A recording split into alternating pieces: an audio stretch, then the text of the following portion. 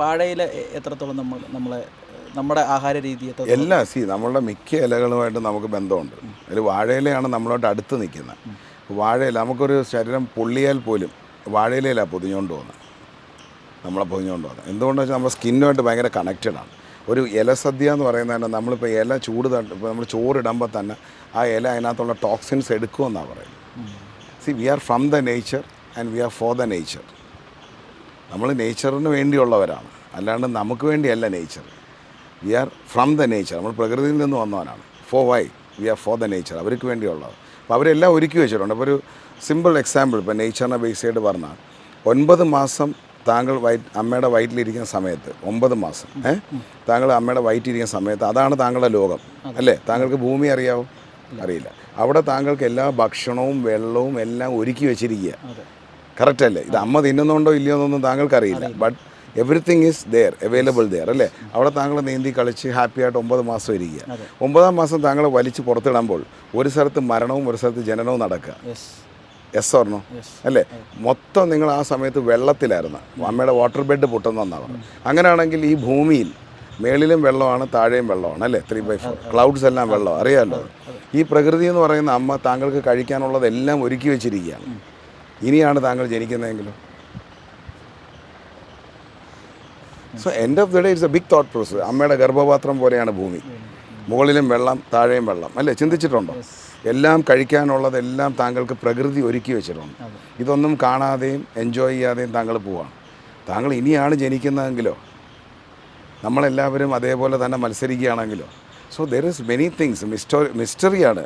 ഇതിൻ്റെ മാജിക്ക് മനസ്സിലാക്കിയാൽ മാത്രമേ ലൈഫിൽ ഒരു ബ്യൂട്ടി ഉണ്ടാവും, ഒരു സെലിബ്രേഷൻ ഉണ്ടാവും. ഇതിൻ്റെ ലോജിക്ക് ചിന്തിക്കാൻ പോയി കഴിഞ്ഞാൽ താങ്കളുടെ ഇൻ്റലിജൻസ് മതിയാവില്ല. അതെ. ചെമ്പരത്തിപ്പൂ അല്ലെങ്കിൽ ചെമ്പരത്തി ഇലയും തലയ്ക്ക് ഷാമ്പൂ ആയിട്ടൊക്കെ യൂസ് ചെയ്യാൻ ബെസ്റ്റാവും. ഇതെല്ലാം ഞാൻ പിന്നെയും പറയാറ്. ചെമ്പരത്തിപ്പൂ എന്ന് പറഞ്ഞാൽ ഇഷ്ടംപോലെ വീടുകളിൽ കിടപ്പുണ്ട്. വെറുതെ ഉണക്കിയ ഒരു ടീ ഉണ്ടാക്കി കുടിക്കാം, ഹൈബിസ്കസ് ടീ എന്ന് പറഞ്ഞ് കുടിക്കാം. ഭയങ്കര ഔഷധ ഗുണങ്ങളാണ്. എല്ലാം പോട്ടെ, ഇനി ഉണക്കാൻ നിങ്ങൾക്ക് സമയമില്ല. ഒരു പച്ച 2 ചെമ്പരത്തിപ്പൂ പറിക്കുക. ചെമ്പരത്തിപ്പൂ പറിച്ചിട്ട് ഒരു നാരങ്ങയും വെച്ച് പിഴിഞ്ഞ് ഇച്ചിരി ഹണിയും ഒഴിച്ച് ഒരു ജ്യൂസ് അടിച്ച് കുടിക്കാം. പിങ്ക് കളറിൽ ഇരിക്കുകയും ചെയ്യും. ഭയങ്കര ടേസ്റ്റിയാണ്. മനസ്സിലാവുന്നുണ്ടോ? ഇനിയിപ്പോൾ ഇലക്ട്രോലൈറ്റ്സ് ബൂസ്റ്റ് ചെയ്യാനാണെങ്കിൽ 2 സോൾട്ട് ഇടാം. ഇനി ചെമ്പരത്തിപ്പൂ തന്നെ ബേസ് ചെയ്തിട്ട് നമുക്ക് പായസം ഉണ്ടാക്കാം. അപ്പോൾ അങ്ങനെ ഒരുപാട് വിഭവങ്ങൾ. ഞാൻ വീണ്ടും പറഞ്ഞല്ലോ, മുറ്റത്തെ മുല്ലയ്ക്ക് മണമില്ല എന്നുള്ളതാണ് ആദ്യം മാറ്റേണ്ടത്. മുറ്റത്തെ മുല്ലയ്ക്കാണ് ഏറ്റവും വലിയ മണം അല്ലേ? അത് നമുക്ക് പറഞ്ഞു തന്ന മണമില്ല എന്ന് നമുക്ക് പറഞ്ഞു തന്നത് നീ അത് ശ്രദ്ധിക്കുന്നില്ല എന്നാണ്. അങ്ങനെ ഒരു കോൺടെക്സ്റ്റ്. അതെ. അറിവിനേക്കാൾ വലുതാണ് അറിവില്ലായ്മ. ഈ ചെമ്പരത്തിപ്പൂ അങ്ങനെ വളരെ ഔഷധ ഗുണമുള്ള. കരിവേപ്പില, ബ്ലഡ് പ്രഷർ കുറയാനായിട്ട് കരിവേപ്പിലയും കാന്താരിയും അരച്ച് ചമ്മന്തി കഴിച്ചുകൊണ്ടിരുന്നാൽ മതി. ടെസ്റ്റ് ചെയ്ത് നോക്കിയാൽ നിങ്ങളുടെ ലൈഫ് ടെസ്റ്റ് ചെയ്ത് നോക്കിയാൽ. ഇപ്പോൾ നിങ്ങൾക്ക് പൈനാപ്പിൾ, ഇപ്പോൾ പല പെണ്ണുങ്ങൾക്കും ഉണ്ടാകുന്നൊരു പ്രതിസന്ധിയാണ് യൂറിനറി ഇൻഫെക്ഷൻ.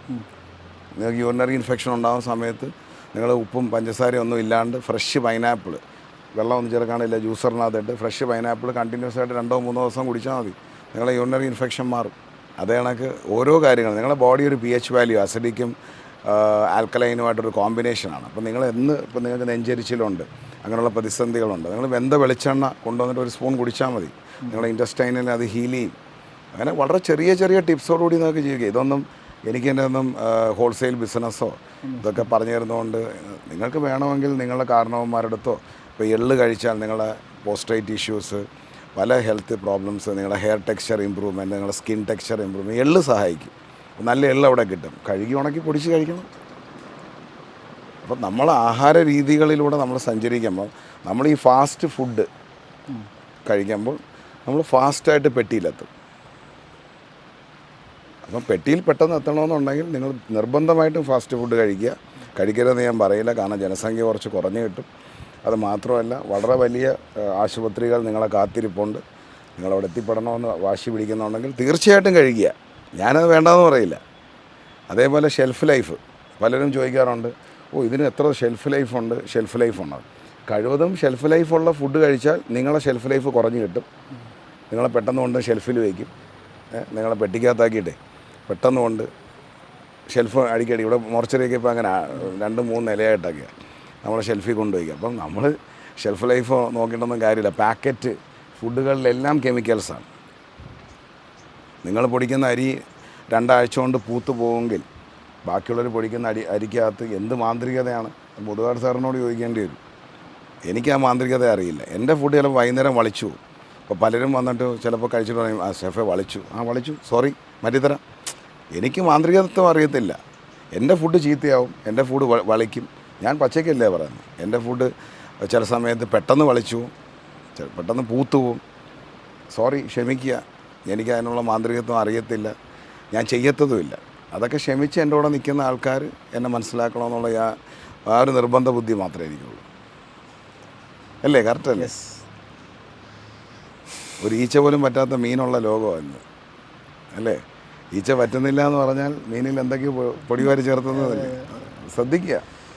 ഓരോ ആഹാര രീതിയാണ്. നിങ്ങൾ പാവയ്ക്കായാലും ശരി, കോവയ്ക്കായാലും ശരി, കാച്ചിൽ, ചേന, ചേമ്പ്. പലരുടെയും വിചാരം മണ്ണിൻ്റെ അടി കിടക്കുന്ന എല്ലാം കഴിച്ചാൽ ഡയബറ്റിക് ഉണ്ടാവുമെന്ന്. ഒരിക്കലും അല്ല. കാച്ചിലും ചേനയും ചേമ്പും കഴിച്ചാൽ നിങ്ങൾക്ക് ഡയബറ്റിക് ഉണ്ടാവില്ല. അത് ആൻറ്റി ഡയബറ്റിക്കാണ്. എത്ര പേർക്കറിയാം? വീണ്ടും മനസ്സിലാക്കേണ്ട ഒരേ ഒരു കാര്യം, ഞാൻ നേരത്തെ പറഞ്ഞ പൊട്ടക്കിണറ്റിലെ തവളയും നമ്മളുടെ അറിവില്ലായ്മ. നമ്മളെ അറിവിനേക്കാൾ വലുതാണ് നമ്മളെ അറിവ്.